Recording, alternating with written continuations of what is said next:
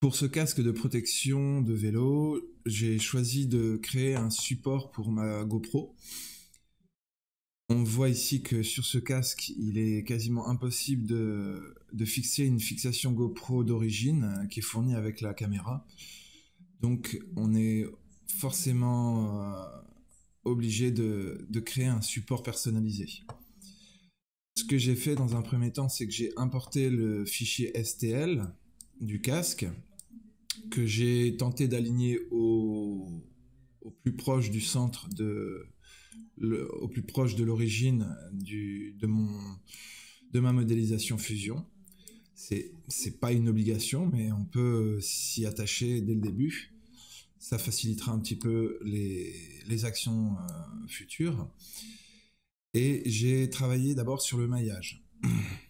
Pardon. Comme on voit ici, j'ai donc affiché un style visuel ombré avec arêtes visibles uniquement pour voir les arêtes qui sont à la surface du casque. Et on voit qu'ici, j'ai une définition beaucoup plus grande que sur le reste du casque. C'est parce que j'ai choisi cet emplacement-là pour fixer, pour positionner le support.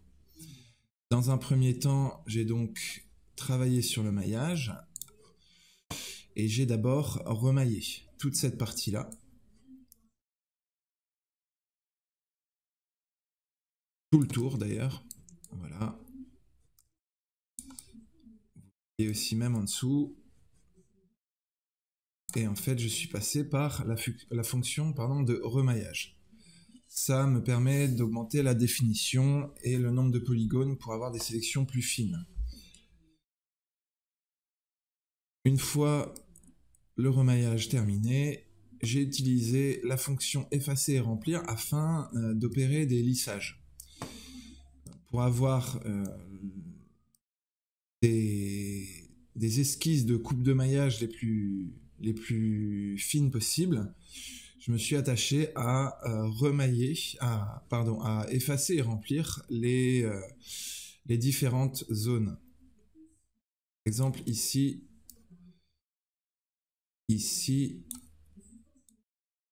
en essayant de ne pas sélectionner les arêtes pour éviter d'avoir un résultat qui soit pas correspondant à ce que je voudrais. Ici, le but, c'était vraiment de rendre lisses les surfaces. J'ai même sélectionné ici, voilà. Et je suis passé par une fonction effacer et remplir. Comme on voit, bon là je l'avais déjà fait, la différence entre... la différence va pas être très visible ici puisque je l'avais déjà opéré cette fonction effacer et remplir. Mais ça a pour but vraiment de me créer des courbes sans dents de scie entre guillemets, des courbes vraiment lisses et pas avec des petits hauts et des bas. Une fois que j'ai effectué j'ai appelé la fonction effacer remplir sur toutes les surfaces que je souhaitais. Mon travail sur le maillage était terminé. Je peux donc terminer le maillage et partir sur la création des esquisses de coupe de maillage.